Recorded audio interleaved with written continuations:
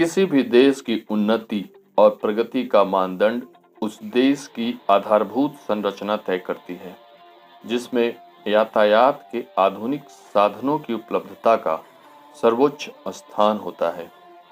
भारत भी विश्व की एक उभरती आर्थिक महाशक्ति है तथा वर्तमान में यह विश्व की 5वीं सबसे बड़ी अर्थव्यवस्था वाला देश है। अर्थव्यवस्था के आधारभूत ढांचे को आगे बढ़ाने की कड़ी में जेवर एयरपोर्ट का निर्माण एक महत्वपूर्ण कदम माना जा रहा है। इससे न सिर्फ इस क्षेत्र में आर्थिक गतिविधियां बढ़ेगी, बल्कि रोजगार के नए अवसर भी पैदा होंगे। जी हाँ दोस्तों, आज हम उत्तर प्रदेश के गौतम बुद्ध नगर के पास जेवर तहसील में बनने जा रहे नोएडा इंटरनेशनल एयरपोर्ट जेवर एयरपोर्ट के बारे में बात करेंगे। जेवर एयरपोर्ट इंदिरा गांधी अंतर्राष्ट्रीय हवाई अड्डा नई दिल्ली से 72 किलोमीटर दूरी पर स्थित एनसीआर का दूसरा अंतर्राष्ट्रीय हवाई अड्डा होगा। नोएडा, गाजियाबाद, फरीदाबाद, बुलंदशहर, अलीगढ़, आगरा, मथुरा, वृंदावन जैसे शहरों के एयर कनेक्टिविटी के लिए यह एक वरदान साबित होगा।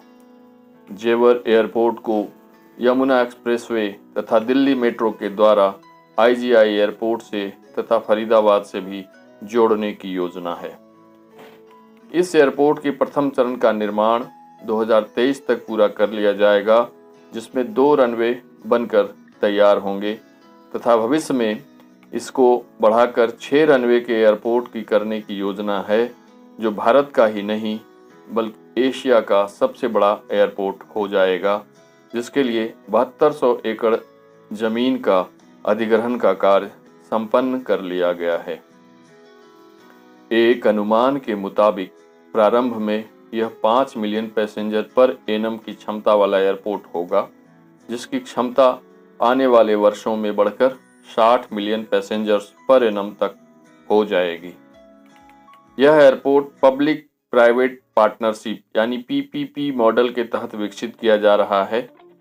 इस प्रोजेक्ट का प्रारंभ 2001 में उत्तर प्रदेश के तत्कालीन मुख्यमंत्री श्री राजनाथ सिंह जी ने किया था, जिसे उस समय ताज इंटरनेशनल एंड एविएशन प्रोजेक्ट का नाम दिया गया था। केंद्र सरकार ने 2003 में इस प्रोजेक्ट की टेक्नो फिजिबिलिटी रिपोर्ट का क्लियरेंस दिया था तथा इस एयरपोर्ट को 2007 और 8 में बनकर तैयार हो जाना चाहिए था, परंतु कुछ तकनीकी वजह से इस प्रोजेक्ट का काम आगे नहीं बढ़ पाया और इसमें 2014 तक कोई प्रगति नहीं हुई। 2014 में केंद्र में एनडीए की सरकार बनने के बाद इस परियोजना ने फिर अपनी रफ्तार पकड़ी तथा सिविल एविएशन मिनिस्ट्री ने इस एयरपोर्ट प्रोजेक्ट पर अपनी सहमति 2016 में तथा रक्षा मंत्रालय ने अपनी सहमति 2017 में प्रदान कर दी। 2018 में सिविल एविएशन मिनिस्ट्री ने इस प्रोजेक्ट पर अपनी सैद्धांतिक मंजूरी प्रदान कर जेवर में नए एयरपोर्ट के बनने का मार्ग प्रशस्त किया। ग्लोबल टेंडर के जरिए इस एयरपोर्ट को पीपीपी आधारित एयरपोर्ट विकसित करने का कॉन्ट्रैक्ट 40 वर्षों के लिए फ्ल्यूगैफेन ज्यूरिख इंटरनेशनल एयरपोर्ट एजी नामक स्विट्जरलैंड की एक कंपनी को दिया गया है।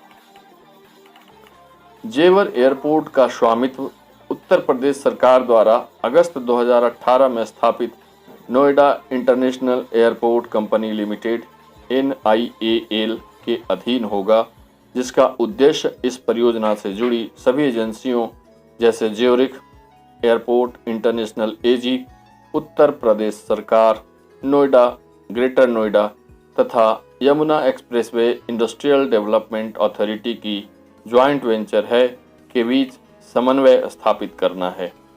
अक्टूबर 2020 में ज्यूरिख इंटरनेशनल एयरपोर्ट एजी द्वारा स्थापित special purple vehicles Yamuna international airport private limited YIAPL व Noida international airport limited NIAL के बीच कंसेशन एग्रीमेंट साइन हुआ, जिसमें ज्यूरिख इंटरनेशनल एयरपोर्ट एजी कंपनी को जेवर एयरपोर्ट को बिल्ड, ऑपरेट एवं मैनेज करने का कार्य सौंपा गया है। एग्रीमेंट के तहत 2 महीने से भी कम समय में ज्यूरिख एयरपोर्ट इंटरनेशनल एजी ने master plan Noida international airport company limited को सौंप दिया है, जिसे नियाल ने तकनीक परीक्षण के लिए एयरपोर्ट्स अथॉरिटी ऑफ इंडिया को भेज दिया है। कंसेशन एग्रीमेंट के बाद अब 1 महीने के अंदर डेवलपर को जमीन पर कब्जा दे दिया जाएगा। कब्जा मिलते ही एशिया के सबसे बड़े एयरपोर्ट के पहले चरण का निर्माण कार्य संभवतः फरवरी 2021 में शुरू कर दिया जाएगा। यमुना प्राधिकरण के मुख्य कार्यकारी अधिकारी के अनुसार नोएडा इंटरनेशनल एयरपोर्ट के चारों फेज का मास्टर प्लान तैयार कर लिया गया है। 4 चरणों की इस परियोजना पर कुल लागत 29,560 करोड़ रुपए आएगी। इस एयरपोर्ट पर विमानों की मेंटेनेंस, रिपेयर, ओवरहॉलिंग यानी MRO हब की भी सुविधा होगी।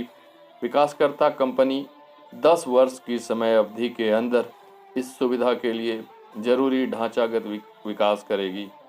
इस एयरपोर्ट की टर्मिनल बिल्डिंग में कमर्शियल जगह को भी चिन्हित किया गया है। इस बिल्डिंग में Delhi Varanasi high speed rail का स्टेशन बनाया जाएगा, जिससे यात्री आसानी से रेल और हवाई जहाज़ के बीच आवाजाही कर सकेंगे। तो दोस्तों, आज का वीडियो यहीं समाप्त करने की इजाज़त चाहूँगा।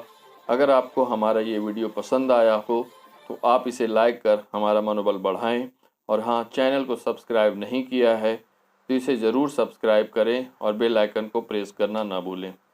तो मिलते हैं मित्रों आपसे फिर अपने नए वीडियो में एक नए विषय पर। तब तक के लिए गुड बाय।